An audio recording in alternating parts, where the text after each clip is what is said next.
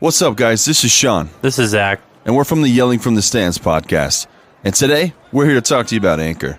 If you haven't heard about Anchor, it's the easiest way to make a podcast. There's creation tools that allow you to record and edit your podcast right from your phone and computer. One cool thing Anchor can do for you is it will distribute your podcast across all platforms such as Spotify, Apple Podcasts, and Google Podcasts. So in a nutshell, it's everything you need to make a podcast in one place.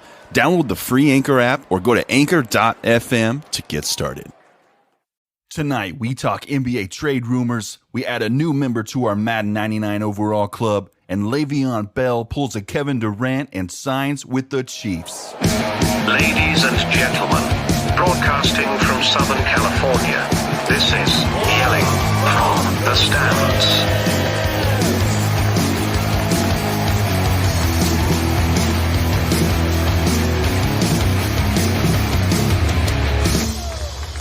What's up, guys? Welcome to Yelling from the Stands. This is Sean, and I want to welcome in a special guest host this week. Once again, all the way from, I don't know if it's cold there yet, but cold Tennessee, assuming. Welcome, Mr. Brendan Dunleavy. How's it going, buddy? Hanging in there, you know. How's things been, man? Pretty good since the last time we talked. Living life, watching a lot of baseball, watching a lot of football. Crazy year. It is a crazy year, bro. A lot of good news topics to talk about today. We got a pretty chunky episode. Obviously, if you're listening now, you've probably heard about Mr. Le'Veon Bell signing with the Chiefs. We're not going to hold it back. You probably know about it.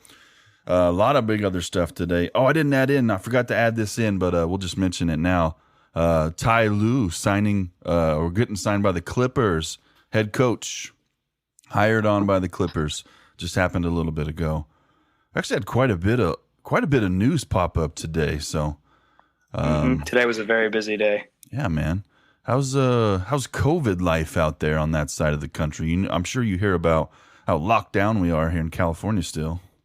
We're not as bad as y'all yet, but just the typical. Anytime you enter a facility, sign your name in the book and whatnot. Mask mandates pretty much everywhere. But all in all, just trying to get by. Yeah, we actually had some family members get it. I've got about 5 of my family out here that's got it right now. So trying to get through that, man. But I think like we were just talking about a second ago before we started recording, it's just about how just everybody's just kind of wore out and exhausted and feels like we need some time off, man. I always usually look to fantasy football for time off, and that's my kind of escape. But I swear, with all that's going on, even fantasy is exhausting right now. Do you feel that? Sure. Definitely a lot. This is the most I've ever had to check fantasy football. And for someone like me, who's just a sports nerd, it's awesome. I love checking the app. But I mean, for the average fantasy football player, if this was your first year, I would never want to do it again. I could see that, man. People trying it out for the first time, they're like, this is horrible. Games getting moved and waivers getting switched. It has been players getting COVID. Yeah, it's been insane. It really has. But yeah, let's get into it, man. We got a lot to talk about. So first off, we're going to start off with some MLB updates on postseason. Brendan's my guy here. I'm going to flip it over to him, and he's going to break down and crunch some numbers with me. What do we got? How's our postseason looking? So, given this MLB season and how crazy it was, we didn't even think we were going to have a season to begin with. This postseason has been one of the craziest I've seen in my lifetime. To start off, in the divisional series, there was the most home runs of any divisional series this year in the playoffs than any other divisional series ever in the history of the Major League Baseball. Pretty crazy. And as well as we have a new star in Tampa Bay, Randy Arozarena. Have you heard of him, Sean? No, I have not. Everybody knows I'm not a big baseball guy. I stay a little bit in touch, but definitely you're the expert here.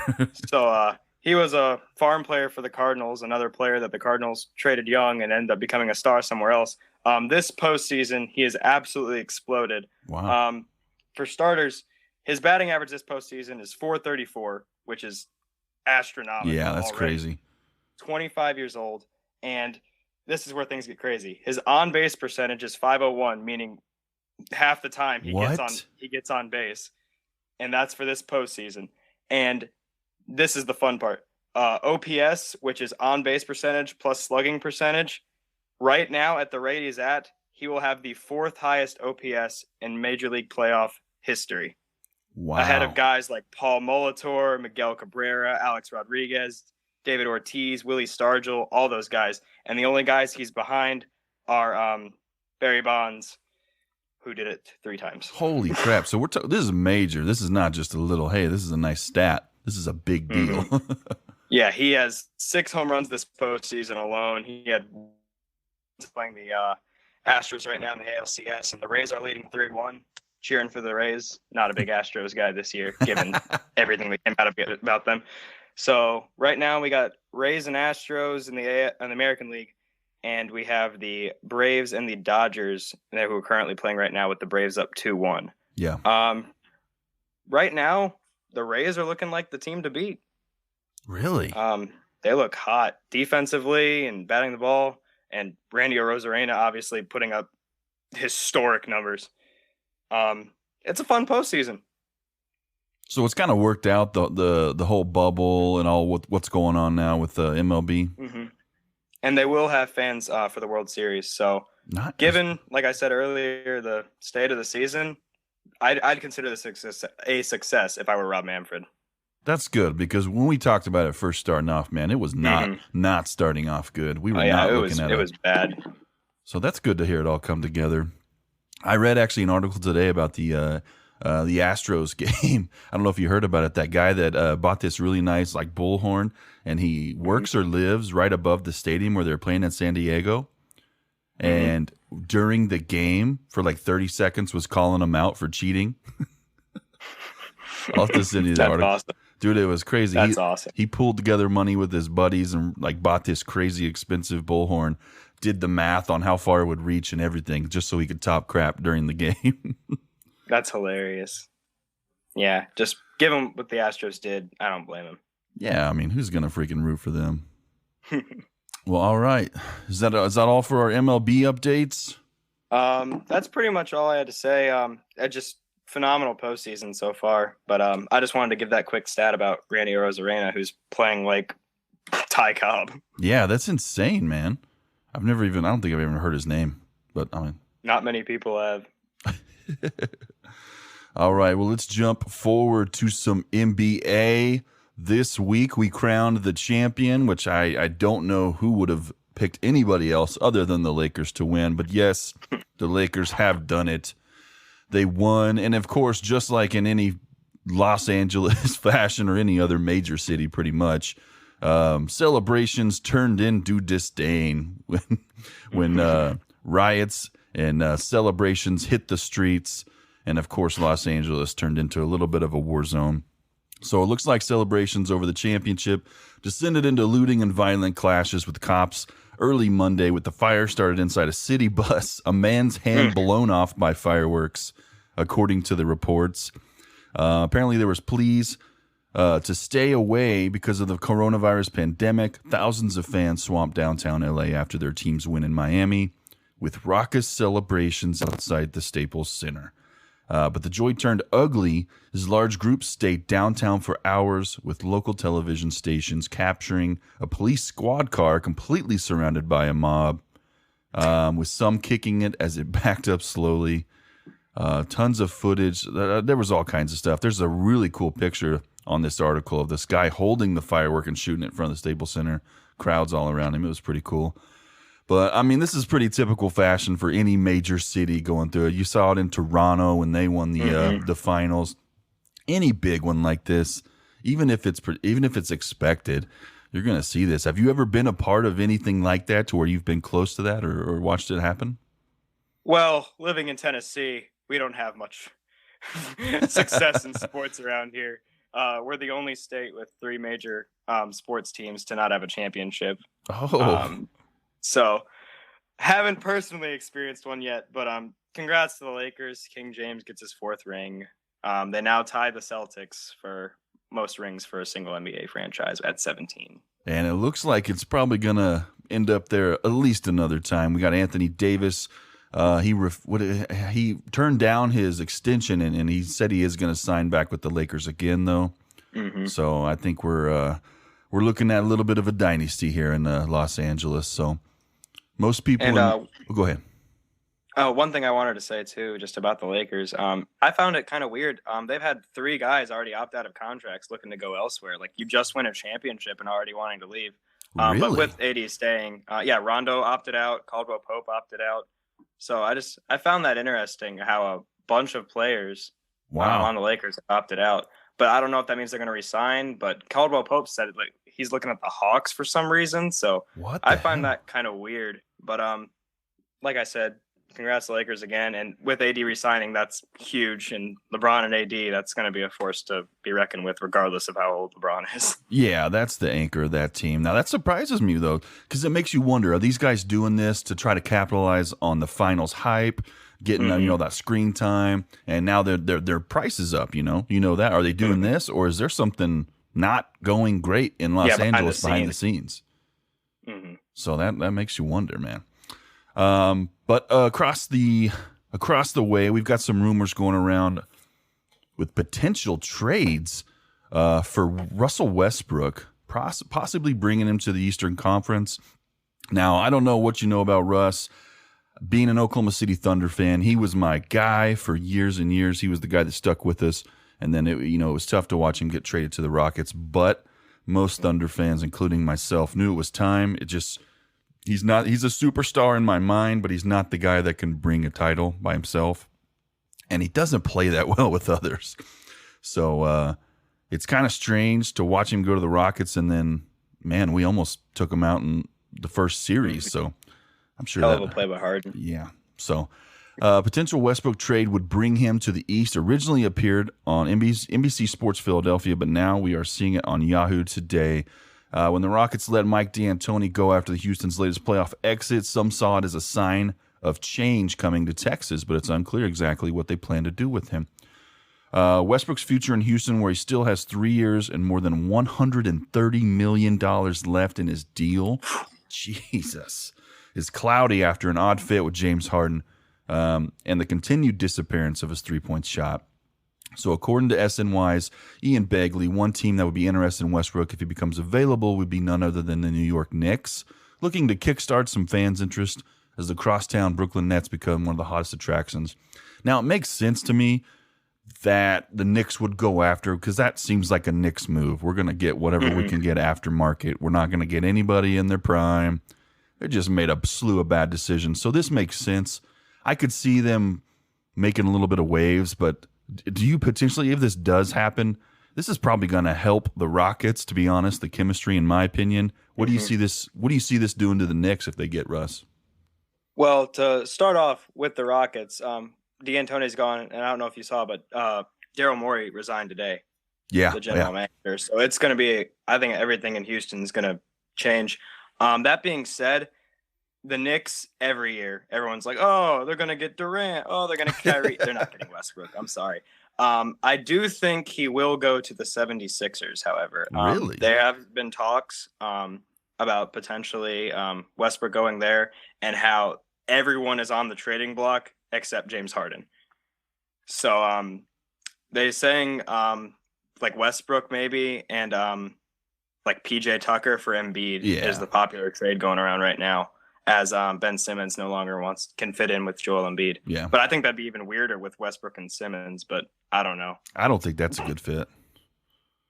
But that seems to be the talk of the town right now, is Embiid going to Houston, who I think would pair really well with James Harden. See, I like that I like that fit a lot better. And that's my wonder is like, why? I mean, I get it. Harden's a stud, dude. But why do you want to clean house completely out there? I don't think the chemistry. I think Russ was the problem. What do you think? Mm-hmm.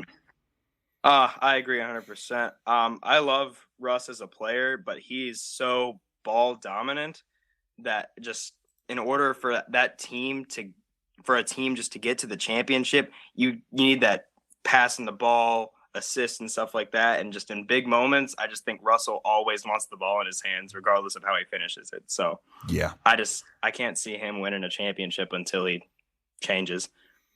He's a phenomenal player. I don't see any rings for his future. He's very volatile, and I feel like he can't grip his own playing style to when he gets emotional. He's a clutch player. I would consider Russ a clutch player, but at the same time, I have watched Russ screw up so many clutch situations due to his emotions. Case in point, I think it was Game 6 versus the Thunder. He made like 2 or 3 turnovers in the last 40 seconds that cost them that game. So, but I think the Eastern Conference could stand to get another star because they suck.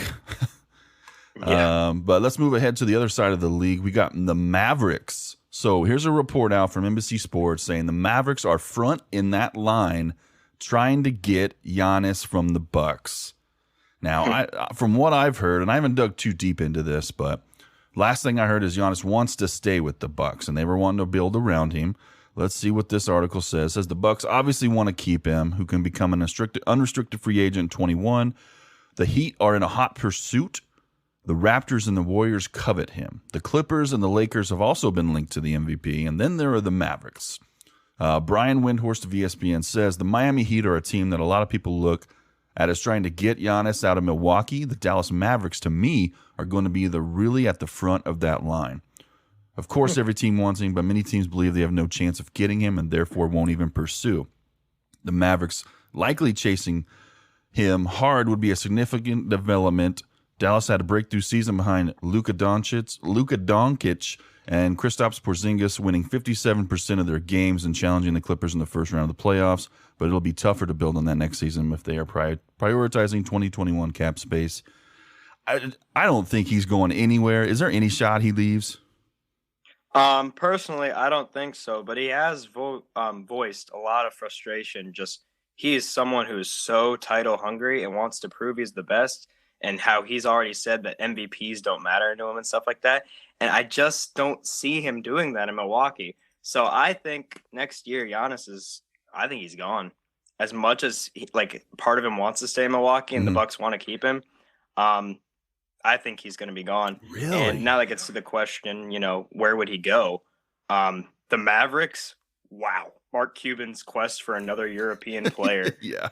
But that team is honestly scary. And I think Miami with him too I think those two teams would be the leaders to get him. And if any of those teams got him, I think they're automatically title contenders. Absolutely. Immediate contenders. I don't know. He had a meeting with the GM recently and they said the talks went really well, but when you look at small market teams like that have had these big players around them for years, and this has been the way all the way from when I was growing up, when you watch guys like Reggie Miller at the Pacers, they put around them who they can, but there's never really any big moves made to really kind of follow that new style where we put stars around you to get rings. So I don't see that happening, and I'm wondering, is he really going to pull the trigger and leave? I genuinely think he could. That'd be crazy. So you think who's the best one in line to get him? If you had to pick right now and put your money down, who you putting it on? I mean, if I had to put money down, I want to say Miami because they're coming off, just playing in the NBA Finals and giving the Lakers a much better series than people anticipated. So him and Miami with Jimmy and that young core with Harrow and Bam Adebayo, Dragic, that'd be a scary team. But I think Dallas could be very, very interesting. So if I had to put money down, I'll say Miami, but don't count out the Mavericks and Mark Cuban's love, like I said, for European players. Yeah, and Mark Cuban, when he gets his eyes on something he wants, he goes hard. I will say that about the guy. Either way, if he goes anywhere, he is really he's gonna prop up an organization, put to a whole new level. I can honestly say if he goes to the Heat, the Lakers need to look out because I think that's going to – we watched how they contended in the finals, and they did pretty dang good. And that was only with Butler and Adebayo, right? Who are phenomenal players, but when you have LeBron and Anthony Davis, Yep. Interesting. All right, let's get to some football in not-so-happy NCAA news, which was pretty much what they're used to this season. Nick Saban tests positive for COVID-19 as the virus continues to spread throughout the SEC. Saban, along with the University of Alabama athletic director Greg Byrne, tested positive for the virus and left the practice facility immediately after being informed of the results. Obviously, there's been a lot of COVID cases hitting the news. It seems like, for the most part, people are learning how to deal with this, and we're getting around it. We're getting through it. Alabama, I think it was the university today, posted on their Twitter some really cheesy cartoon about him kicking the virus's butt. It was so lame. I was going to show you, but I was like, I'm not even going to do that. The only reason I wanted to talk about this is the obvious, and it's not an outcome I'm hoping for by any means. But Nick Saban isn't a young chicken anymore. Let's say worst case scenario, this virus gets the best of him. Where does Alabama go? I have heard, we've been talking for years about replacements to him. They're talking Kirby Smart. I've heard Lane Kiffin's name thrown around there. Let's say the unthinkable happens and the mighty Nick Saban succumbs to this virus. Give me some names they're calling to replace him. The first one, I have two really at the top of my head, and it's Lincoln Riley. I've heard that name thrown out there too. You think he's only got a couple years under his belt. He had a really great showing at Eastern Carolina as offensive coordinator. He's been all over. Do you think they'd really put him overcharged what is considered pretty much the pinnacle of SEC football right now in Alabama? Just based on what he's done in the Big Ten with Oklahoma, and especially if Saban, were to have to stop coaching, I think he would be the best for the job because he's young and he's just that young offensive guru. And I think Alabama would try to, find a new identity if something were that to stray away from old traditional Alabama football. And basically, if that were to happen to Nick Saban. So I think Lincoln Riley would be the good pick. It would be a good pick. He's a heck of a coach. My next question is if you do lose Nick Saban, because we watched for years Alabama do it without him, where do you think the state of the program does go? Can they keep this Nick Saban-esque, just clout and where they've got the program going with a different person? Or is this a Nick Saban only kind of thing? Alabama football has been dominant with several different head coaches. Saban obviously has a huge impact, but without Saban, I still think Alabama football will be still dominant just based on the team's history and legacy. Now, what do you think about the SEC? Because we've had a lot of COVID cases hitting. University of Florida been hit hard to the point where they're talking about, I think they postpone the game yet? They did postpone the game. Okay. Because I know they were talking about it. Are we in trouble for college football, or what's the landscape looking like? I think they're just playing it by ear, kind of like the NFL is, postponing games, altering schedules, and it doesn't help that hurricanes are happening every week in the SEC anyway, so they're going to have to keep moving locations. It's just a giant nightmare for the SEC. I hope that the season continues. They already had to shorten the schedule to SEC-only games. Mm-hmm. I hope it does, but right now I'd say it's 50-50. Do you anticipate us seeing a national championship game actually getting played this year? If the SEC goes down, I think the whole thing goes down. Totally with That's you. my right opinion there. on it. And I'm going to say 50-50 right now because it's spreading like wildfire. It is. Throughout these SEC schools. Yep, not only SEC, Big 12 too. Oklahoma State was set to play Baylor this week, and they had 23 kids come down with it, and they've already postponed the game. Mm-hmm. And of all weeks, too, for Saban to get COVID, it's the week they play Georgia. Right. That's why I could see them so hard going after Kirby Smart because he has that same kind of grit and mentality, and he's kind of come from the same loins as Nick Saban kind of learned, So I could see them going that, or the Lincoln Riley route's a really good option too because it's that new school, that offensive mindset, and that would just take the SEC off guard big time when you got these big high caliber 5-star recruits coming in from high school to have an offensive mindset. Be interesting to see, but that's all hypothetical. We hope Nick Saban is healthy and lives to coach another, I don't know, maybe 10 years, whatever he's got left in him. Probably so. I don't know. He's getting up there. But speaking of COVID, let's get into some professional COVID in the NFL. The Atlanta Falcons had to shut down their facility after a positive coronavirus test. Now, this morning, it did come out. I think it started out actually as 4 or 5 people that had potentially had it. Turns out it was actually just one, and it was a non-player. So the Falcons had to shut down their facility Thursday morning after a member of their organization tested positive for COVID. The Falcons, citing an abundance of caution, announced that their operations Thursday would be conducted virtually. The NFL did allow them to come back in once they figured out it was just one non-player, but the Falcons decided to remain virtual for the day. Sources told Schefter earlier Thursday that the Falcons had multiple positive tests. One source told Schefter that there were 4, but the Falcons said that no, it was not a 4, it was just 1, and they were still working through the details. The Falcons placed Marlon Davidson on the reserve COVID list Tuesday. According to sources, the rookie defensive lineman tested positive for the coronavirus. Now, this, among so many other things in Atlanta, is going on right now. As of right now, we're talking Atlanta and, I had it written down. Who are they playing? Is it Minnesota? I think it's Yes, Atlanta plays Minnesota this week. So they were talking about the game maybe having to possibly postpone or reschedule. As of now, we're still good. So everything's in line except for basically every other football operation when it comes to Atlanta. It is a wreck. So obviously we just had Dan Quinn fired, which just basically Dimitroff as well. Yeah. So they're starting completely fresh, which makes us wonder, because we have Julio Jones, who is hurt again, hamstring injuries. Matt Ryan is struggling mightily. What do you see of this? Are they going to start selling off these players? Is it time to rebuild in Atlanta?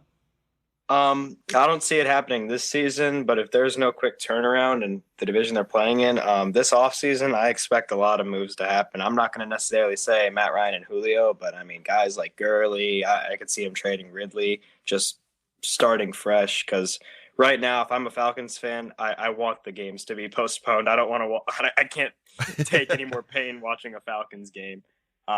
Just so much talent on that team, just wasted, and it's such a shame for Julio Jones, who is one of the greatest wide receivers to ever play this sport.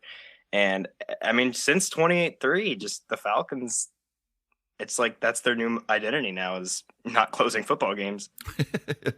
You're absolutely right. I totally agree with you. I think that's exactly how it's going to go down. They've already invested in Todd Gurley this offseason, brought him in. And I was just thinking earlier, they did all new jerseys. They had a big expectations for this season. You know, who would have thought they starting out 0-5 and firing their head coach? GM's gone. They're in a brand new stadium, only a couple years old. And now you're stuck with all these really high-end players. Like, we know Matt Ryan's towards the end of his career. He's probably not going to be floating around anywhere. But Julio Jones still has some play in him. Calvin Ridley is just starting and all getting into his prime. And Todd Gurley, he could probably get a little bit for him. He's about not 4 or 5 more years. Yeah, but it's a crazy situation to think this is one of the most prolific offenses we've seen the last few seasons in the NFL, and now there's nothing. We watched Julio Jones set out last week, and the Falcons looked inept. Nothing. Matt Ryan, if Julio is not there, there is no offense. And I know Matt Ryan can do it, but if you're not going to have all the pieces, I mean, what's the point at now? So fantasy implications when you look at the Falcons. I'm a Matt Ryan owner in my FFL league, and I am majorly concerned, and I had to go out and get Ben Roethlisberger this morning just to get through this next week and to see where the future is going to lead us, because if Julio doesn't play, there's no shot I'm playing Matt Ryan. And I agree 100%. Well, yeah, Atlanta's got some major decisions coming up. Let's just hope they can get through the rest of the season without any injuries, and we can at least see some spark, because I think if the team can show the owner we've still got some talent here, we've got some ball left to play, I think they'll put some money around them and try to see what they got before they just really start parting them out. But it's definitely in the future. We are not far from that. All right, let's jump ahead to the West Coast. Mr. Russell Wilson has been cooking lately, and even the folks at EA think so. So I don't know if you got a chance to watch the video with this, but Seattle Seahawks Russell Wilson joins the Madden NFL's 21's 99 club after his huge start. So rating adjusters for the popular video game have increased his overall rating to 99, the highest possible, the first time in Wilson's career. He began the season at a 97. The video itself, check it out on ESPN. It's pretty cool. Russ is actually doing an interview with King Griffey Jr. on Danger Talk, I believe it's called. DK Metcalf kind of comes into the house with the box with the 99, whatever's in there. I'm not sure. But he goes in and surprises him live on the air. It's fantastic. It's really cool. Now, How many people, like offensively, I think now we have Patrick Mahomes. We got Russell Wilson, obviously. What is it? Hopkins is the 99? Hopkins and I thought there was one hold more. on. I will look this up real quick. I was going to say, check it out, because I know like Bobby Wagner was a 99. They gave some defensive players. Who was it? Watt? I don't think it was Watt. It wasn't Watt this year. Maybe that was last year I'm thinking of. But Oh my God. It's going to bother me now. Go look it up. But I mean, Russ, I've been waiting for it to happen, man, with how he plays. God. And to be totally honest, Dak Prescott was probably on his way there, the way he was playing. That's so sad. Horrible. I have a tough time seeing like disfigured like injuries and things like that. I can do blood and all that gore, but if I see somebody's leg turned around, when I was watching that game and I saw him get tackled and roll over, and just the little glimpse of his ankle facing the wrong direction made my stomach upset. That's so gut wrenching for Dak. Honestly, he's leading the league in passing yards. I think he's still 280 yards above second place right now. Oh yeah. So he still could theoretically like be leading after this week. And such a tough break. A guy who was betting on himself, contract year, and just how well he was playing, and just the record really doesn't show how talented Dak was playing. He was playing at a MVP level pace, and it's honestly a shame. It really is, man, because he was doing it not just for a contract, but to really prove the haters. And I'm in that club. I always gave him a hard time. I used to watch him in Mississippi State. He was really good, but he didn't seem like a pro quarterback to me at the time. But watching what he's done in the NFL, and it's any Cowboys, I'm going to talk shit too. We know that. I like talking shit on the Cowboys. But in all realness, Dak was good. He still is good. And as a fantasy QB, he's like 30 points ahead of any other QB. He's probably going to be still in first place after this week. So I just wish the guy a speedy recovery. Hope he gets back. I'm sure he will.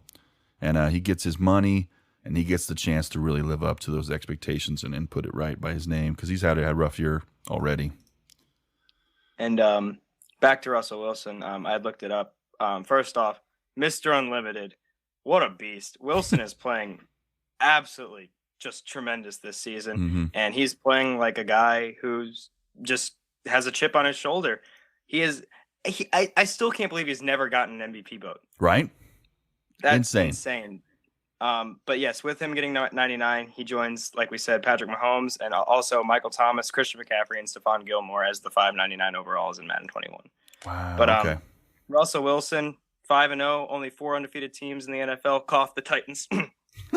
Just had to throw that out there. They did look good the other day, man. They did. But shout out to Russ. He's a good guy, great player. Killing it, man. And I tell you what now, his wide receiving core is not the greatest. He's got really good talent in DK Metcalf, but I still stand by this today. I said this, I think it was last year. Tyler Lockett's a great receiver. Don't get me wrong. But if you put Tyler Lockett on any other team, he is a mediocre wide receiver. I just don't think, I think Russ has really found a way to utilize his size and his speed in a way that very few could. I think that's the most impressive part to me. Now, DK Metcalf's a little different. His frame's a little bit set, more like a typical wide receiver. And speaking of DK, I think he's 3rd overall in fantasy scoring right now among wide receivers. Is this guy the real deal? Like, is this the next superstar? I believe so. Just quick interruption real quick. Carlos Correa just hit a walk-off home run, so I just wanted to throw that out there. Astros extend it to Game 6. Jeez. But back to DK Metcalf. He is a prototypical wide receiver that if I had to, build a perfect wide receiver, right, it's DK Metcalf's frame, his speed, his strength. He is playing absolutely insane right now.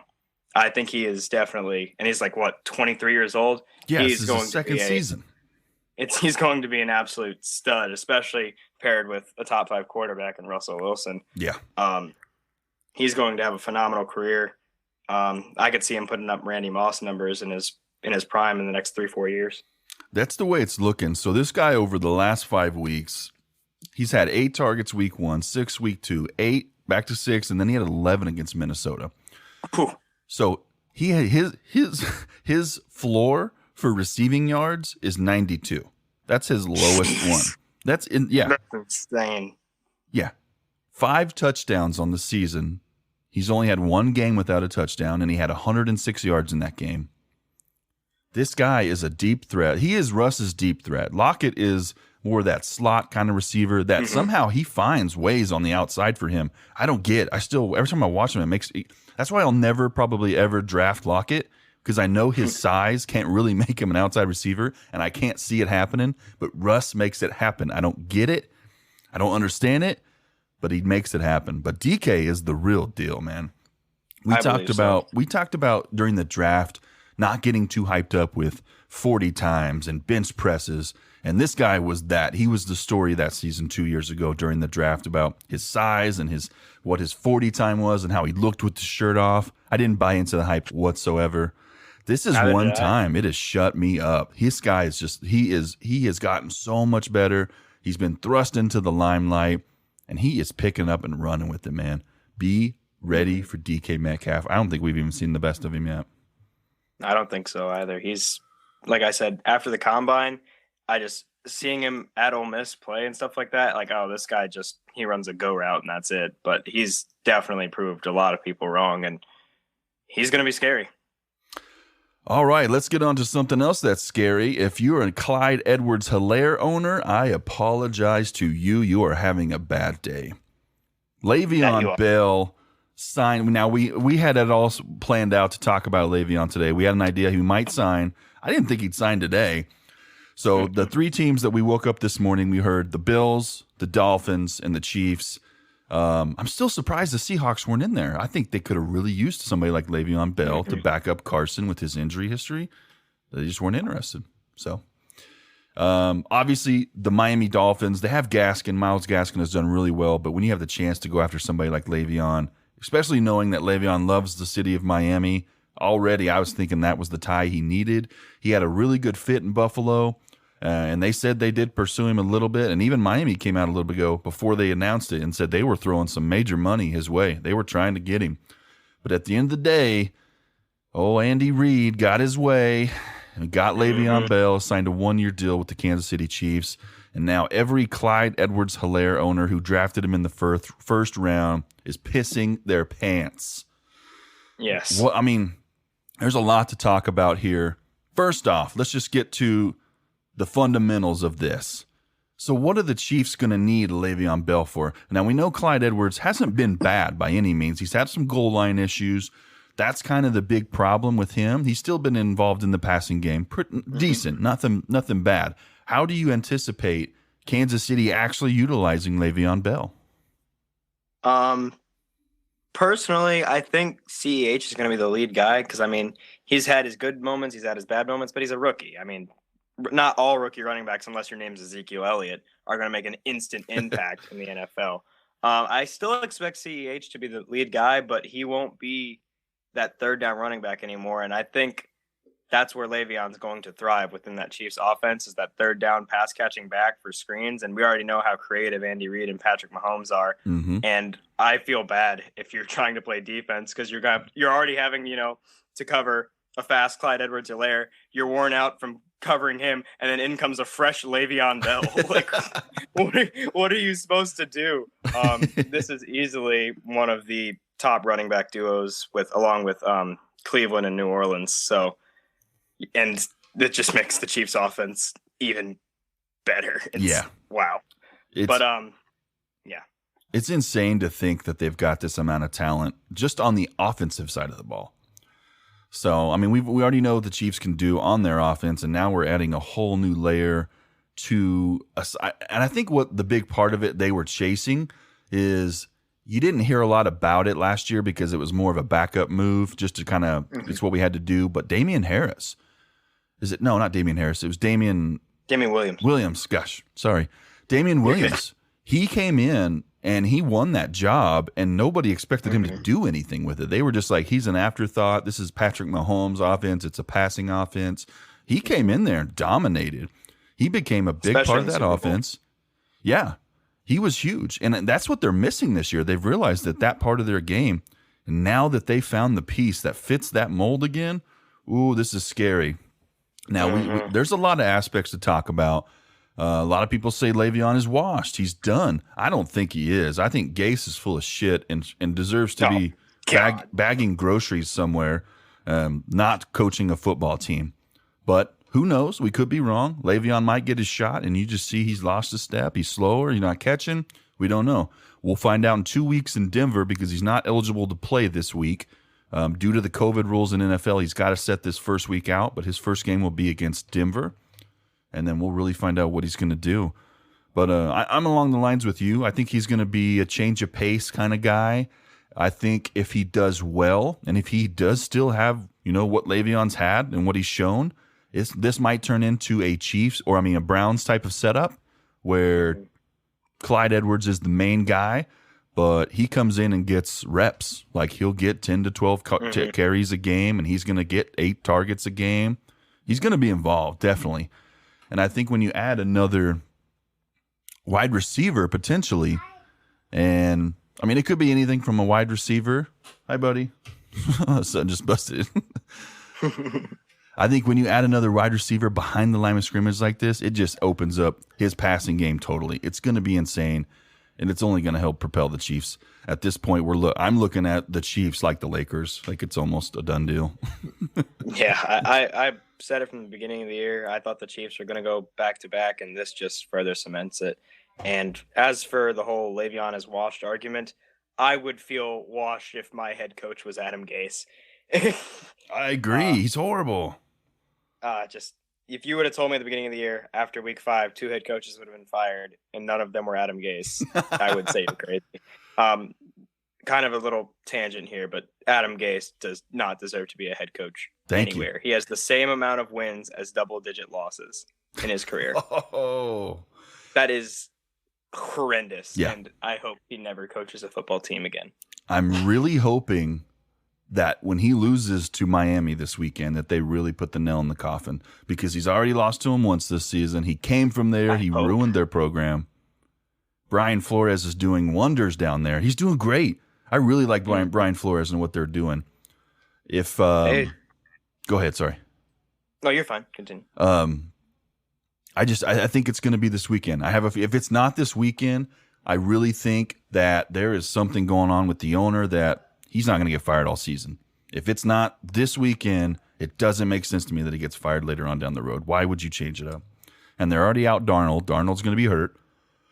And obviously Flacco is not the answer. And what the hell is with – I don't understand. I love Frank Gore. I have the utmost respect for that guy. But for you to tell me that Le'Veon Bell is not as good as Frank Gore and I don't even know the other guy's name. Is it Michael P. Ryan? Michael P. Ryan. Good God. Oh, I want to punch Adam Gase in the face. That's the name of this episode. Right there. If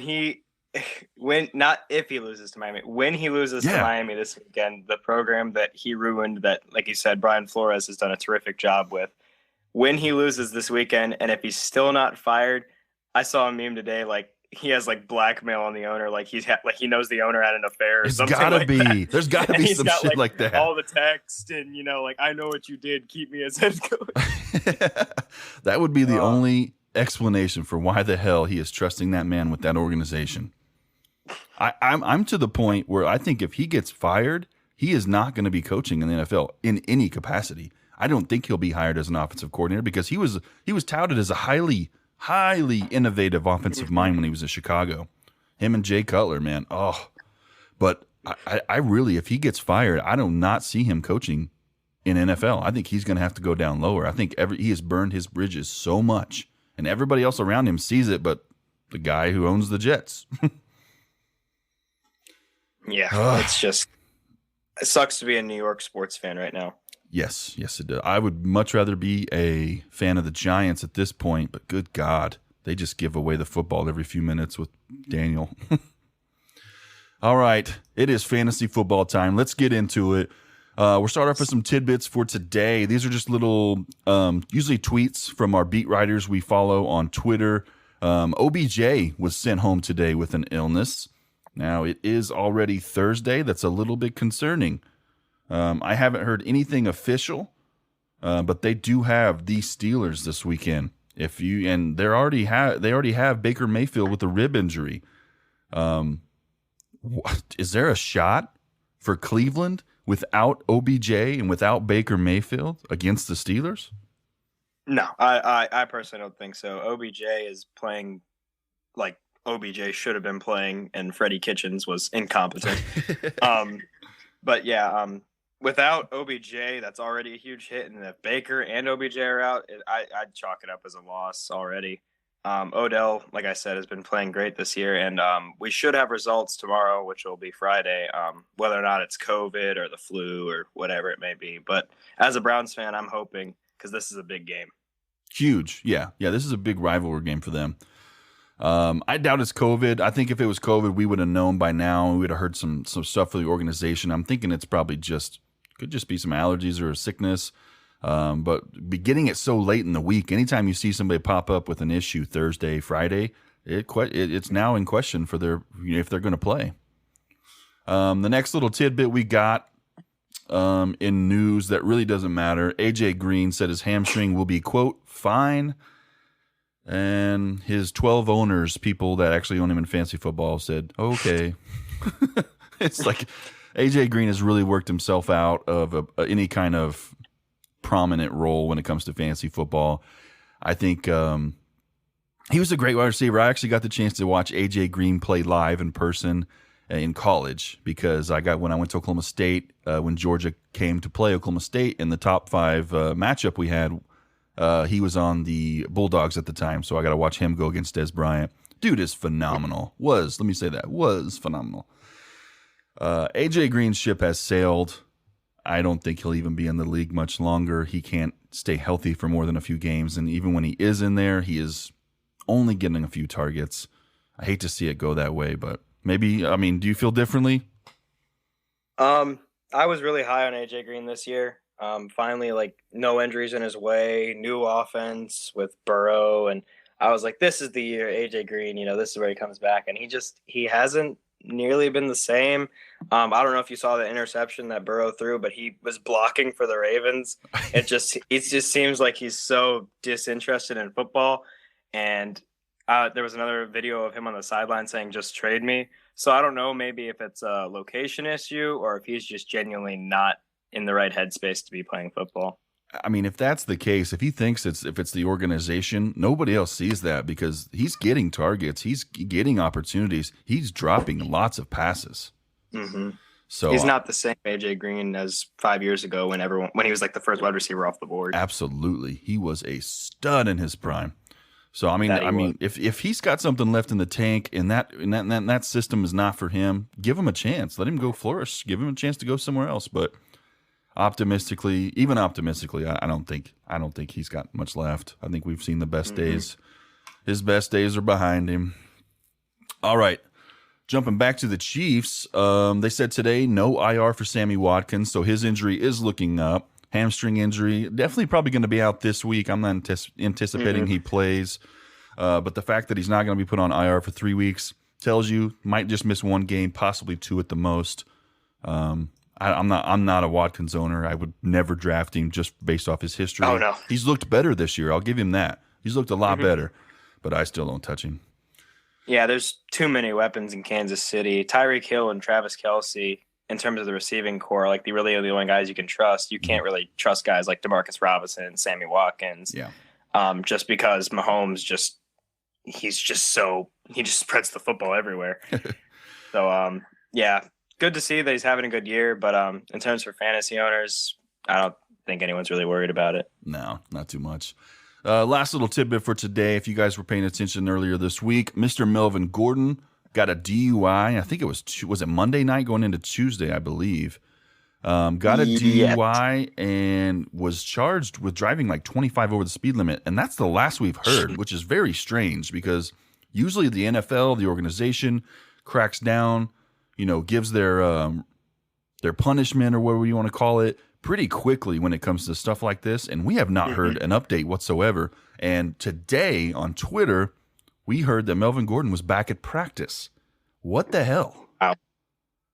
Very interesting to see. I don't know if it's just because the NFL is so worried about COVID that they're kind of just sweeping this under the rug. Because usually, like anytime a guy, like a sexual assault case or like a marijuana possession or DUI, usually like there's a 3, 4, 2 game suspension or something like that. Yeah. And there's just been nothing. And I was so eager to pick up like Philip Lindsay in my other leagues and whatnot. And Gordon's still looking like he's going to play this week. Yeah. So I don't know. Like I said, I think Goodell and the league as a whole are just 100% focused on COVID and schedule changes and team outbreaks that they're just kind of giving him a strike. Man, if he plays this weekend, I'll really be shocked. But I don't understand why we haven't heard something. This is really strange. Mm-hmm. But either way, if you own Melvin Gordon, you better have a backup plan because that might all come at once. All right, guys, let's get into injuries for this week. A lot of these have been lingering for a few weeks. Brennan, I'm just going to rattle them off. If you got something to add in, just hop in, okay?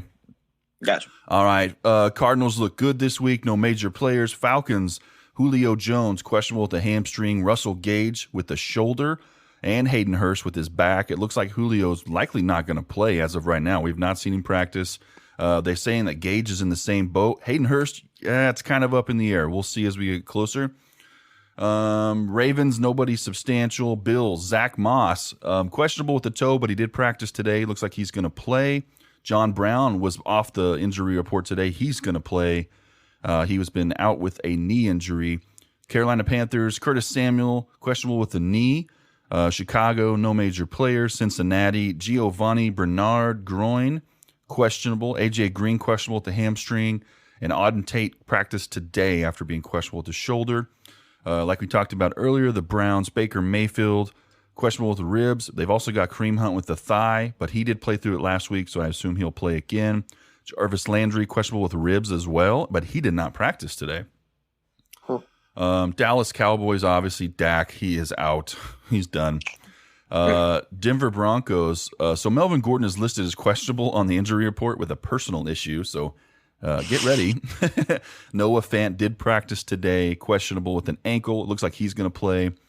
Detroit, nobody fancy. Green Bay, Mercedes Lewis, not even that really relevant, to be honest, questionable with the knee.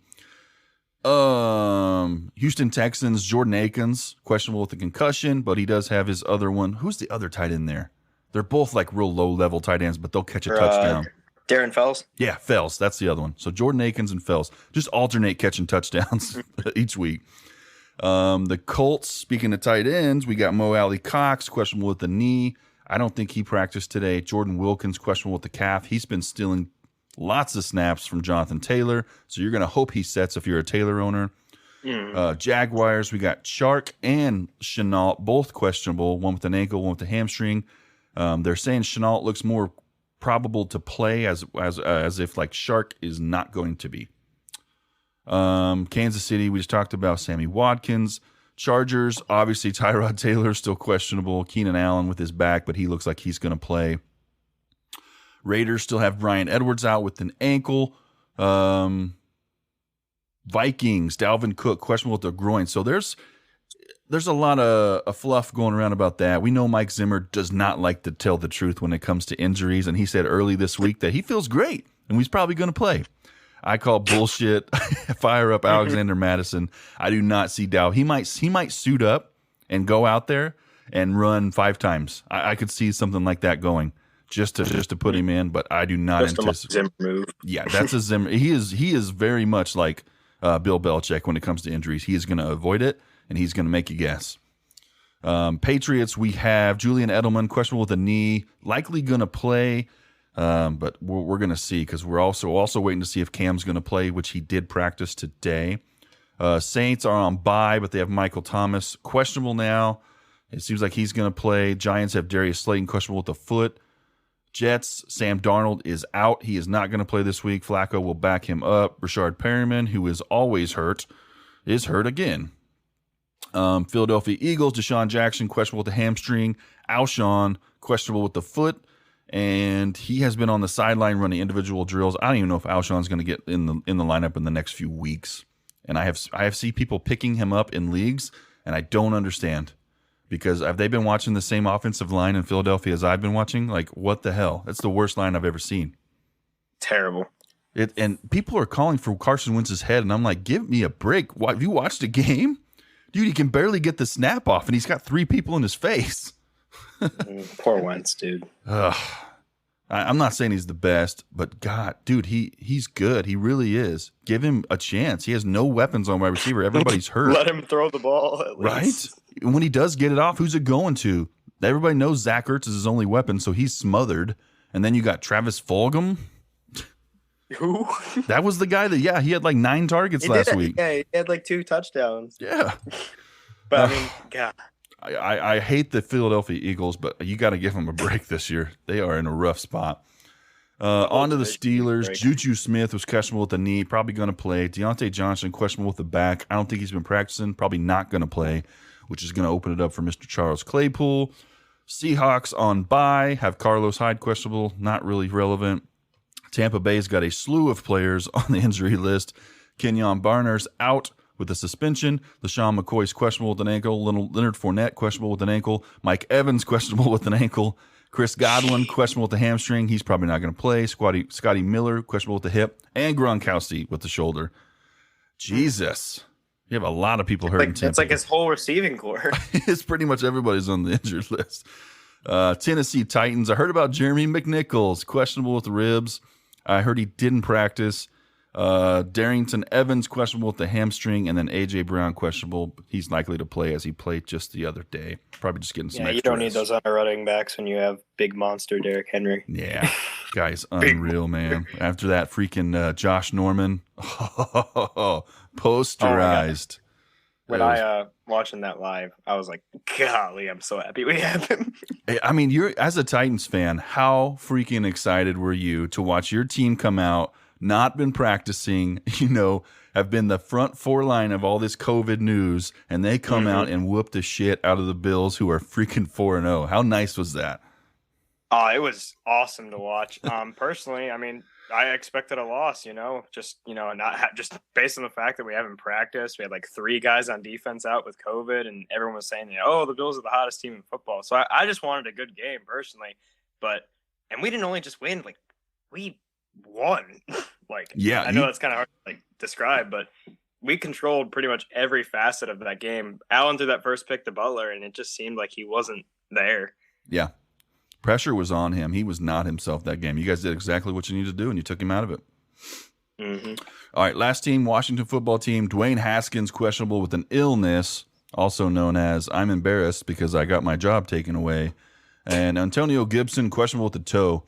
Now, with Haskins, I don't know if you've heard what's been going on, but ever since he was named, he was demoted. He was put on to 3rd string. He didn't go down to 2nd string. He went to 3rd string and immediately was illness and was left the facility. He didn't suit up for the game or anything last week, and he's still in the same boat. They're talking about possibly trading him. Now, is there a spot anywhere in the league that is going to take a Dwayne Haskins right now? Maybe as a backup. Yeah, I don't see starter anywhere. But I mean, do you have anybody that's going to reach out and be like, "Yeah, we'll take him"? Probably. I think. To be honest, I'll say the Titans. Because our backup right now is Logan Woodside. Who? So that answers that question. And I think you're exactly right, because it's going to be a team that has a good person in place and has a shot at contending for a title, but needs that extra security blanket of knowing I've got a little bit of talent behind me that if this ship goes off the rails, he can step in and at least get us through.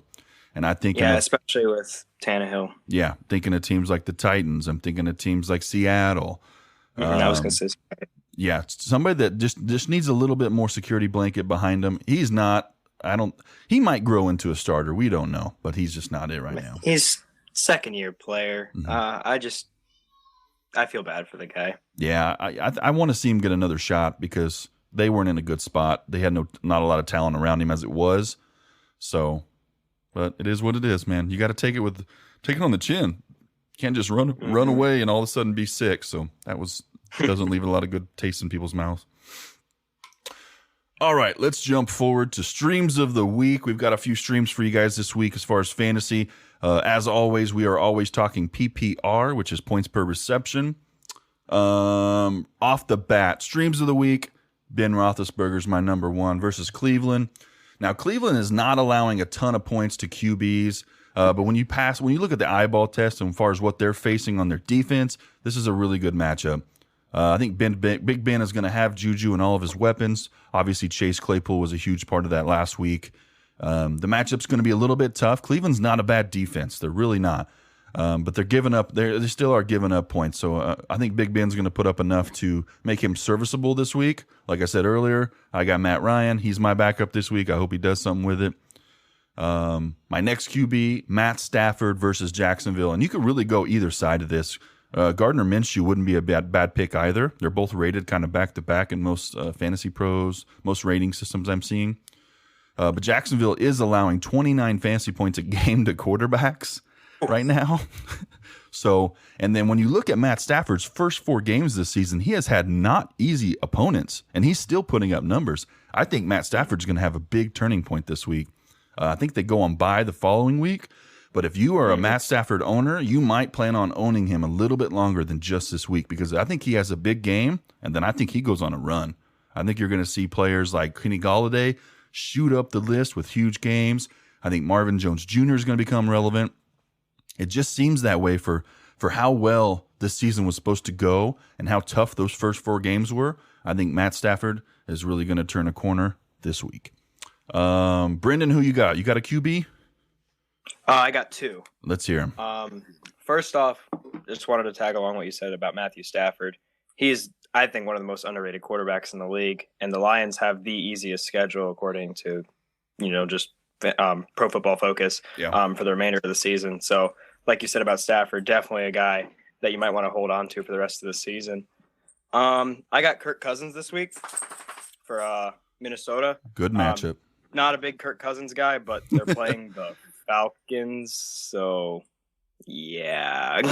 Light it up. Definitely.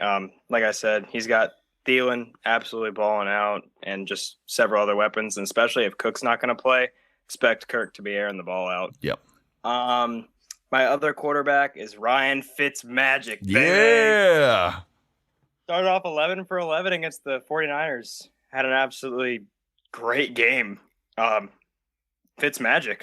But yeah, they're playing the Jets this week, and the Jets are the Jets. So, Ryan Fitzpatrick, definitely. If you are without a quarterback this week, try to stream Cousins or Fitzpatrick. And I am hoping I've got Fitzmagic's back, bro. I want to see him lay the wood on Gase's Jets. Get him out of there. Get rid of him, Fitzmagic. Just please. Interesting fact about Fitzpatrick: he is the only quarterback in NFL history to win a game with 8 different franchises. Yeah, I heard about that. I didn't know until a couple years ago too that he had went to Harvard. Yeah, he. Funny you mentioned that. Have you ever heard of the Wonderlic test? I know it's kind of straying off topic. That sounds familiar. It's at the NFL Draft Combine for quarterbacks. Oh, yeah. And it tests like their IQ and stuff. Ryan Fitzpatrick, it's out of a score of 52. Ryan Fitzpatrick has the highest Wonderlic score of all time by any quarterback. Granted, number 2 was Matt Leinart. So, but just shows you how accurate that test is. But yeah, just Harvard grad and absolute beast, I guess, at the Wonderlic test. Dude, he really is a character. He, if nothing else, like he's really going to go down as like most people look at him and are like, this is a backup quarterback, journeyman. He's really put his mark on this league. I really like the guy, and it's fun to watch him play. And not many people have that approach to, I'm just going to leave everything I got out here on the field, and I'm going to have fun with this. And that's what you really get with Fitzpatrick. So he's a good guy. He is. All right, running back streams of the week. I've got 2. How many you got? I have 2 as well. All right, starting off the bat, and I'm not crazy about either one of these guys. Just know that. So first off, if you're really in a pinch for a running back, go make a trade. But if you are not in a position to where you can do that, these people are likely available on your waiver wire. Number 1, J.D. McKissic had a pretty decent week last week. Has shown some flashes catching the ball out of the backfield. He's got New York this week. New York is giving up 28 fantasy points a game to running backs, which is ridiculous. So coupled with the passing kind of coming out of the backfield, the only question mark we got, it is going to be Blake Allen this week. We don't really know what the relationship is because we've only really seen a half of a game with Blake Allen playing as the quarterback in Washington.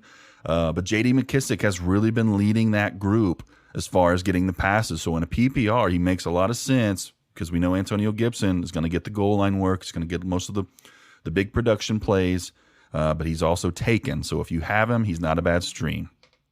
Number 2, Rex Burkhead versus Denver. So Rex Burkhead is back with Cam Newton this week. Rex has had a total of 17 targets and 30 rushing attempts in 4 games. Now that's not bad considering you got like a 3-headed monster in New England.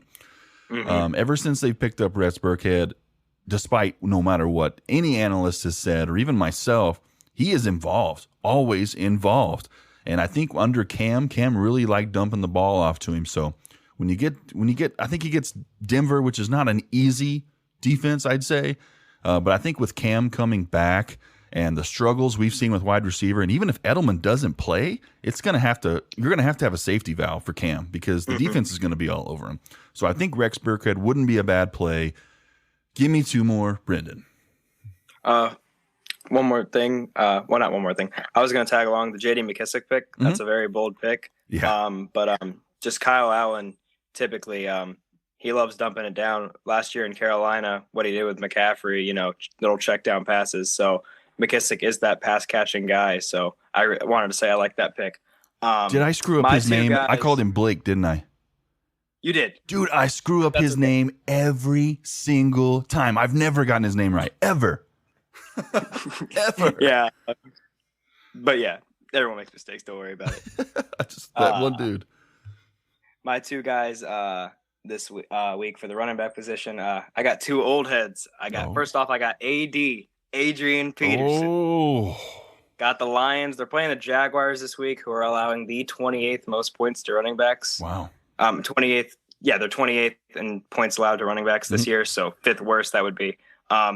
Jaguars defense, not very good. Yeah, I mean, and like I said, I'm not high on these 2 guys. Like, oh, you must start them. But definitely, if you're in running back help, Adrian Peterson's not that bad of an option. No. And then my other old head, Frank Gore. I was like, you said it. I knew it was coming. Le'Veon's gone, and LaMichael Pirine. Yeah. And Flacco's starting, and the Dolphins' defense is meh at best. So expect old man Gore to probably get a touchdown this weekend. That's what I was probably thinking as well. 40 yards on 12 carries, something just that Frank Gore stat line. Yeah, exactly what it is, man. But like I said, if you need running back help, he'll probably get you about 14, 15 points. That would be nice. I hope he gets none, so that way we just guaranteed Gase is firing. But moving forward to wide receivers. Do you have any wide receiver streamers? I also have 2 again. Oh, you got 2. Sweet. All right. So we talked about the Chiefs a little bit earlier. Sammy Watkins is out. That's why I'm telling you, take the chance. Fire up McCole Hardman this week against Buffalo. Sammy Watkins is out, guys. Sammy Watkins was averaging, I think it was 7 targets a game. So I know there's a bunch of weapons there that can go anywhere. But McCole Hardman he was averaging 3.5 targets a game coming in with Sammy Watkins. I think he's bound to get a little bit more with him out. Buffalo's giving up 27 fantasy points a game to wide receivers. Now, they have a lot of weapons, so it can be spread around anyway. But I think a dart throw, boom or bust play, if you need a guy that can either get you, you need 15 plus points from a guy, I think McCole Hardman's the way to go. He's either going to get you 15 or he's probably going to get you 5. It's probably going to be that way. But I think with Sammy Watkins out, it's definitely going to lift his outlook up. I like the way it looks, especially with what Buffalo's been giving up to wide receivers. My number 2 is, I'm so excited about this one. I kind of hinted at it earlier, but Marvin Jones Jr. versus Jacksonville. Oh, I think Matt Stafford, this is his week, man. I'm so pumped for him. I think the offense is going to look like the days of old when they were just slinging it to Calvin all over the place. Marvin Jones averaging 5 targets a game. Jacksonville, now listen to this. You're going to have to hear this twice to understand this. Jacksonville is giving up 62 fantasy points a game to wide receiver. Did you hear that? Oh, my God. 62 fantasy points a game. So that means across the board, on average, they're giving 62 fantasy points to wide receivers every game. Are you ready for the explosion? Man, that is bad. That is really, really insane. It's and I think they're only second worst. There was one team that was worse than that. But That's still bad. But Probably the Jets. even if you have the top targets, Galladay, obviously the top target, probably going to have 9 targets this game. Marvin Jones is going to be right there, and you know his specialty. It's that boom, boom throw all the way down. He's going to have some major points. Hawkinson, TJ Hawkinson, their third weapon. Even if you took 62 points, the average of what they're giving up, and divided it by 3, you're in good shape, guys. Marvin Jones. Great point. Now, he's not really a streamer in the fact that he's going to be available everywhere. He is probably a guy right on the cusp. If he's not available, go get him now, because I think if it goes the way it's looking, he is not going to be somebody that they're going to give up very easily in the near future. I think he's going to be on the board. All right, who you got? So my 2 guys, I'm going to start off with T. Higgins. Now, they are playing the Colts this week, who's an average defense. They're not terrible. They're not great in terms of points allowed to wide receivers. However, T. Higgins with Joe Burrow, he leads all Bengals for this season in targets, reception, and snap share, which is total percent of played snaps. So, rookie wide receiver, love what he's doing. Was a great player at Clemson. So, if you need some wide receiver help this week, T. Higgins, I think, is the guy. And I think he's got a big rest of season value as well. He's really came on there to be a target monster. He is that guy in Cincinnati. With Burrow, trust him, has all the confidence in the world in him. Totally agree. And then my number 2, I got Preston Williams for the Dolphins again. There we go. Have only played him 1 week in our fantasy football league because I also have Devontae Parker. So I'm trying to balance him out. Don't know what to do. But Preston just had his best game of the season. He had only 4 receptions, but it was for 106 yards and a touchdown. And they're playing the Jets, as I've previously mentioned. Fitzpatrick going to go off. So I expect Devontae and Preston to be those guys down in Miami this weekend. Oh, yeah. I think they're going to get plenty of targets. All right. Moving on to the defenses. Do you have any defense, or is it just the 2? I have 1. Okay. So I've got my defenses, and I know you picked up one of these guys. I think it was SFL. Dolphins against the Jets. We hate the Jets. We hate Adam Gase. Actually, I like the Jets. I hate Adam Gase. Let's say it that way. I think the Dolphins, their defense has looked pretty good as of late. It hasn't been a great defense, but they have really came on the last few weeks. And when you play a team that has got to be as defeated as the Jets are right now, playing under Joe Flacco, they just got rid of one of the most talented running backs that's played in the last 10 years. They let him go, and they haven't won a game. What are you playing for? You've already lost to the Dolphins once. Essentially, most of the players are probably like, let's just fucking lose this game so he can get out of here. Please. I think the Dolphins are going to keep the points very low on the Jets. I think they're going to wear them out to the point where they're going to get turnovers. They're going to get the takeaways. I think Dolphins are probably a sexy pick when it comes to the defense. They're not a home run hitter, but I think they're going to score you with 15, 16, 17 points against a very weak Jets team. And I agree. Oh, yeah, I hope so, bro. Because, I mean, I don't see this game going any other way. I think Fitzpatrick's going to rain fire on the Jets. Number 2, the Washington football team. And this really has nothing to do with the Washington football team. This has everything to do with the New York Giants and Daniel Jones, who he's like averaging 2 giveaways a game when it comes to turnovers between fumbles and interceptions. The Washington defense actually is one of the higher scoring defenses that you will find on the waiver wire. And a lot of people have started to stream them. And when they get good matchups like this, I think this is going to be pretty good. Washington very, very likely will score more points defensively than the Dolphins. It's just going to be a very defensive forward game. And honestly, if neither one of those teams is available, I hope this isn't your pick, the third one, but the Giants are a very decent streaming defense as well, because Washington doesn't have a lot going on. Who you got for 3? Yeah, expect that Giants football team match to be bad. Really, really bad. But my defense, it's kind of a long shot, but if you listen, it might make sense. I got the Lions versus the Jaguars. Okay. Jaguars have Chenault questionable, as well as, oh my God, I just drew a blank on his name. The other DJ Chark. Chark, yeah. So with those 2 guys questionable, and Minshew looked very lackluster, needless to say, this past week. I'm not a big believer in Minshew mania. Okuda's looked really good. in that Detroit defense. So definitely worthy of that first round pick. Like I said, it's not the sexiest pick, but if you just need a defense, probably stream the Lions this week. They probably give you, in our league, like I said, 14, 15, 16 points, maybe a pick or two from Minshew. Yeah, that's not bad at all, man. There's a lot of good streaming options this week. It's just a lot of the names aren't sexy ones, so people are like, what? I'm starting the Dolphins defense? The Dolphins defense? Yeah. All right, let's jump forward. That is all of our streams for the week.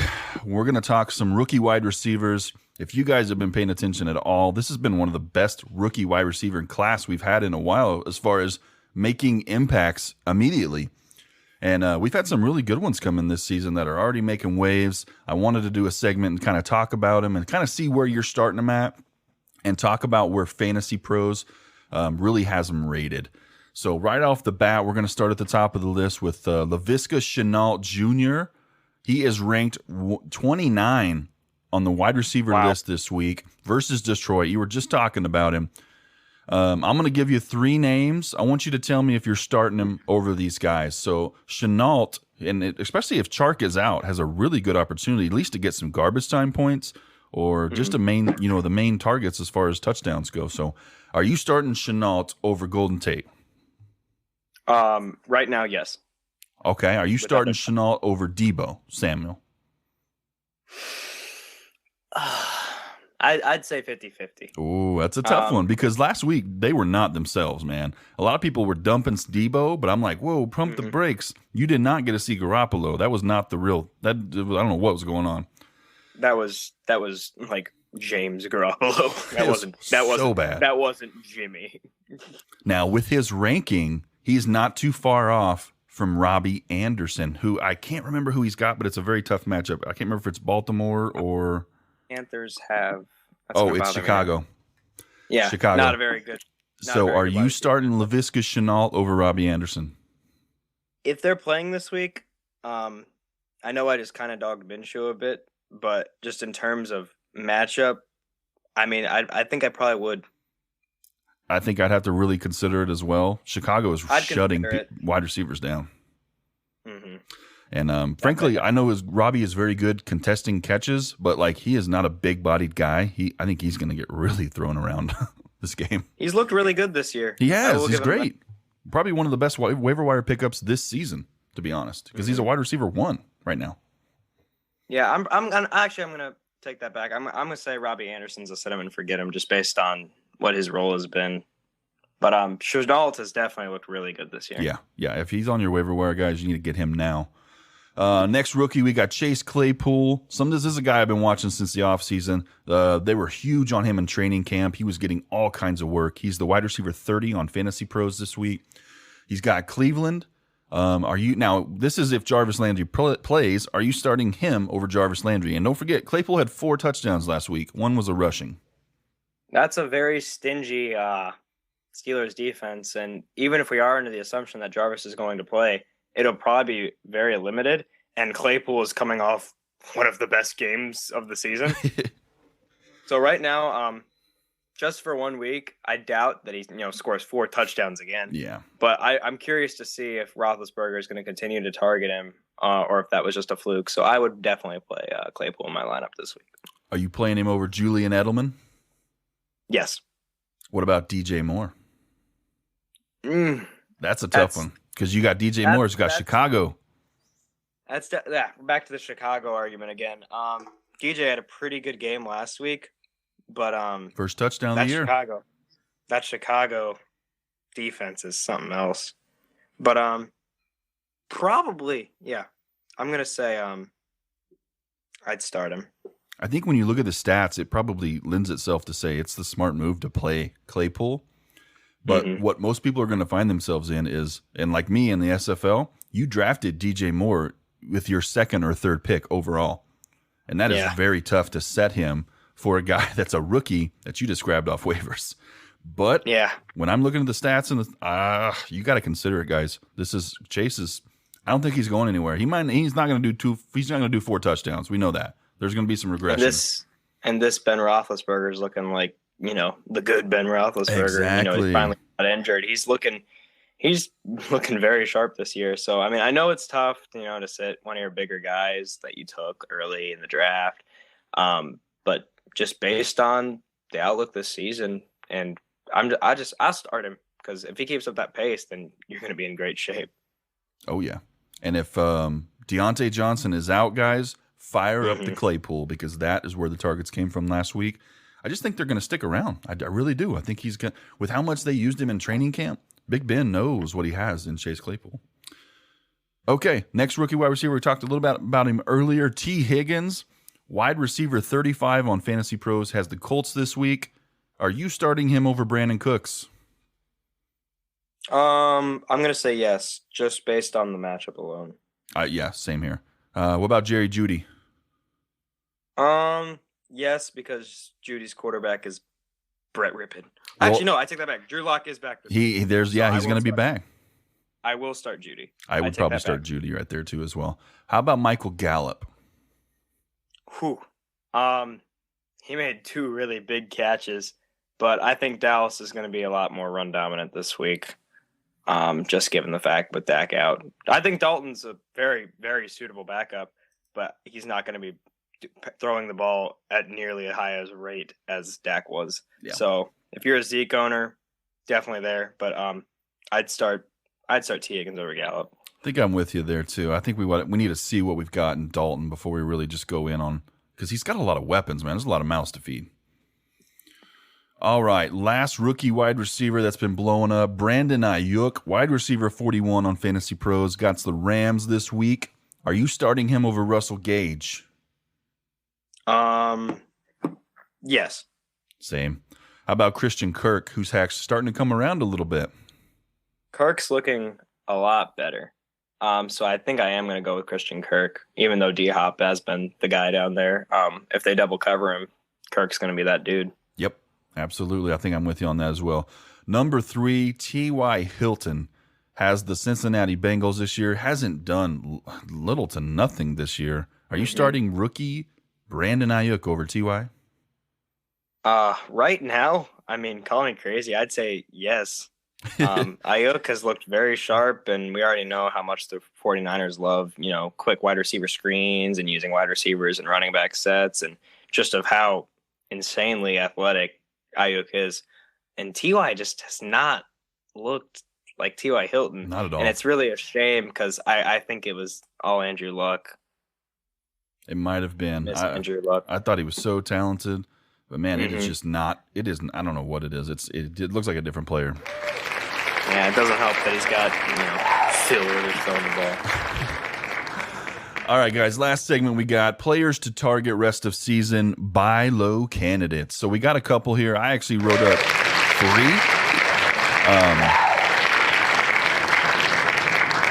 Sorry, I had a sound effect going off. I forgot to take off. It scared me. I heard something. I was like, what is that? That's what happens when you're the producer and the host.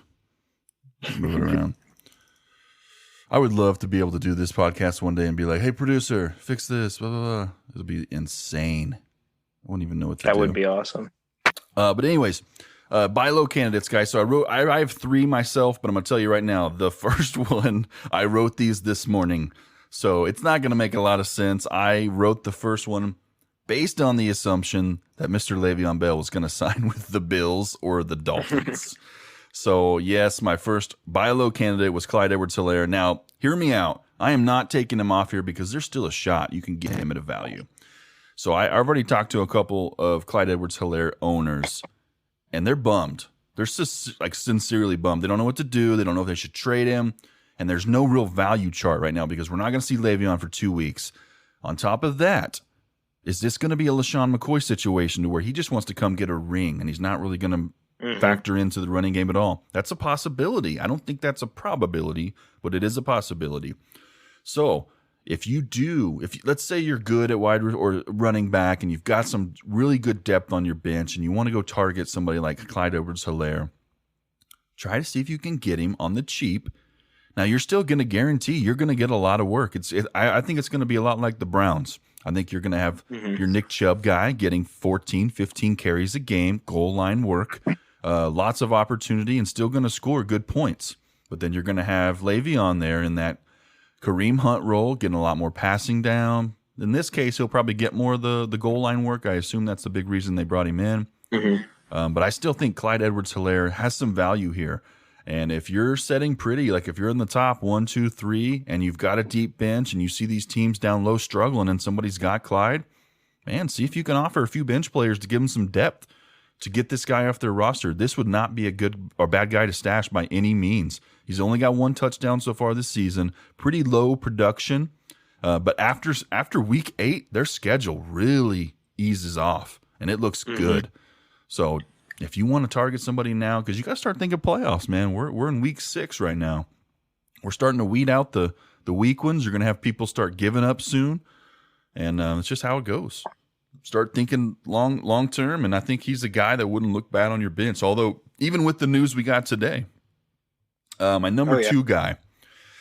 A lot of people are frustrated with this guy. They drafted him very high, I think, in the SFL. Do you remember what round he went, Lamar? I believe he went fourth in our league. In FFL league, he went like 2nd round. Somebody took him in like the 2nd. So Lamar Jackson is my rest of season guy. So he's had some really early struggles. He's had to run a lot less. He's talked about how the coaching staff has told him they want him to run less. They want him to throw more. And we're kind of seeing he still isn't on point as an NFL passer just yet. A lot of incomplete passes, especially early on with like Marquise Brown. There were some really bad connection problems between those two that's starting to get cleared up. I think he's going to figure it out. And I think if nothing else, he's going to go back to running whether they like it or not. And I think later in the season, you're going to really see him kick it up. And his, just like the other ones, their schedule eases up about after week 8 or 9. So if you got somebody like a Matt Ryan, you got a quarterback that's really starting to trail off and it's not going to get you through the rest of this season, see what you can get at for Lamar Jackson, because now's the time to buy Lamar. He has been super disappointing. More than likely, their owner really went hard to get them. And now they've realized they don't have nothing. So, offer them maybe your quarterback plus a little bit more talent to see if you can lock that guy up. But I think Lamar Jackson's really going to turn around. And he's not going to come back and be the MVP like he was last year. But I'm thinking he's definitely going to be probably a top 5-6 quarterback. I think he's got a shot to do that. See value, just given his volume in every play. Yeah. My third guy. This guy you haven't really heard about in a few weeks. I've tried probably 30 times to trade for this guy, and the owner is just not having it. That's Chris Godwin. Chris Godwin's only played 2 games, 13 targets through 2 games. He's currently hurt, and the bigger part of that is not being talked about. You're not hearing updates on Chris Godwin like you would Julio Jones or these bigger wide receivers, but he is just as much on their level when it comes to production. And not only that, but we're also seeing his quarterback get better and better with this system. So Tom Brady's really come around with Tampa Bay. He's been doing wonders for Mike Evans. So Chris Godwin, he's likely not going to play again this week. He got a really rough hamstring injury. He's probably going to be back week 7, maybe 8, maybe even 9. But let me tell you, Chris Godwin is going to win a lot of people their fantasy football championships. He has the easiest possible schedule in 14, 15, 16, which are your playoff weeks. 14, he's got Minnesota, who is historically bad this season with passes. 15, he gets Atlanta, who is even worse with the passing game. And then week 16, which would be your fantasy championship, he's got Detroit, which has been pretty lackluster against good offenses. And Tampa Bay, by week 16, I think is going to be a damn good offense. If you can go after Chris Godwin while he's not in the news, they're not talking about him, he's really, really under the radar right now. Throw some bench players, give them some depth. It depends on what they need, especially if a team that is in the bottom, 3 teams in your league and he has Chris Godwin, you need to be going hard right now for Godwin. And that's my 3. Who do you got, Brendan? I got 2 people. I'm going to start with David Montgomery for Chicago. Good running back, and especially with Cohen out for the year. I like his volume just based on the pace of play that Chicago plays at. And he's just, like I said, he's not one of those guys that you hear about in the news. Usually, it's the typical like Dalvin Cook or Ezekiel Elliott or something like that. But I think he can be one of those RB1 candidates later in the season. And I know a certain David Montgomery owner who's I'm in talks with for a trade, but stuff's just not seeming to go through. So he's kind of a jerk. He's kind of a douche. Yeah, slightly. I'm just playing. But yeah, I definitely like David Montgomery going down the season. And then my second person, I have Ronald Jones, running back for Tampa Bay. As you previously mentioned, that schedule for during the playoffs is redonkulously bad. The best. And Rojo has looked good, and like he's not one of those bigger names, but these past 2 weeks, got the stats up here for him. He's rushed for 217 yards while averaging 6 yards per carry on 37 attempts, which is really good. Unheard and he's of also for been somebody. involved in the pass game. He has let me see, 18 targets this year Holy in the pass hell. game. So out of the backfield. So Ronald Jones, definitely a guy that you could probably buy low. Like I said, if you're sitting pretty at like 4-1 or 5-0, try and ship 2 bench guys, because a guy 1-4 that has Rojo, he needs that depth. You'd be set later in the season. And the good thing about him, because that's a great pick right there, because the name is not sexy. You're not going to overpay for the name. Exactly. But what's really good about that is he's had contention in his position. He has Leonard Fournette. They signed him. They tried that. He was basically a healthy scratch last week. Didn't play at all. They know what they've got in Ronald Jones, and yeah, he's not the greatest pass catcher all the time, but he's continuing to get the work. There's something that Bruce Arians likes about the guy, and I think, along with Godwin, that you're absolutely right. I think Ronald Jones could be a big-time proponent in helping a lot of people win their fantasy football championships. Mm-hmm. All right. Is that it? One more quick thing I'd like to notice. Sean, could you tell the listeners who won our fantasy football match week 4? Okay, let me give you some stats here. It was pretty rough. I talked about it last week in my solo podcast because I was sad. With me on here now, I just kind of wanted to rub a little salt in the wound. Hey, that's fine. I'm a good sport, man. I'll take it. Let me pull it up here. So in my SoCal league, guys, which is the league Brendan's in, that was the one where the California rolling power outage just hit me right about 30 seconds before my first pick, and I picked the defensive player for my first overall pick, and I had I was at the 2 spot. Yeah, Darius, Terry, who's currently hurt and probably not going to play again this week. Yeah, Tough. It's been pretty rough. So I haven't won a game until this week, and in week 4, I got to play Brendan, and he beat me. I was 150, he was 216, so 66 points. That was painful. And who did you have go off that week? There was somebody big. Oh, Joe Mixon. Mahomes. Joe Mixon. That was the 46 Mixon week. points. God, he didn't do shit all season and decides to come out and just knock me in the teeth. Oh, yeah, good matchup, buddy. But I got my first win this last week. I beat Eric by 110 points. And you got Did see Michael that? Thomas coming back too. Yes, sir. I'm telling you, I still think I got one of the better teams. I just don't have a good record. I am 1-4 in that league. Is that right? Plenty of time to come back. Yeah, but I beat Eric by 110 points, man. Jeez. I beat him. What was the final score? Week 5. Yeah, so that was my first win in SFL. I beat him 247 to 137. Yeah, and you got Mike coming back, so. Yes, sir. So I'm hoping, as long as I make the playoffs, then it all resets and we're good. Because I think I'll be fine from there, but I'm definitely having to learn how to do it a different way. It's been a blast, though. All right, man. Is there anything else you want to add for our sporting news this week? If not, we're going to wrap this thing up and put a bow on it. That's everything I got to say. Well, cool, man. We appreciate you filling in again. Definitely going to have you back. May even have you back next week if you're not too busy. We'll see if we can get some buddies on here and maybe talk some more baseball coming soon. We'll see how it goes. But make sure you check out Brendan's Instagram. Hook us up with your shout out, Brendan. At Lowkey 2_sports. Lowkey __sports. Make sure you follow them and check out all their stuff. You're still putting up content all the day. I haven't been on Instagram in a little bit. We've just been so so bogged down with everything, but I'm sure you're still putting up content every day that's good. Check them out. Check them out on there, guys. Give them a follow, and make sure you like their stuff. It's good quality stuff, and that's hard to find nowadays. That's it from us, man. We're gonna put this guy to bed. I'm gonna go hang out with my kids, see what they're up to, and then do we play again this year? I think we do. I think we do. I think we're gonna have to make that one interesting now that I've got a win under my belt. So if we played in week 4, there's a good chance me and you play in should be towards the late. Okay, we're going to find it. And if me and you play again, we're going to have to put something on there. You up for it? Make it a little spicy. Even if it's just another bet like last time. Or what was the last bet? Shout out. We did. Oh, yeah, the shout out because you said, oh, yeah, Trubisky. Yeah, that was the game he got benched. That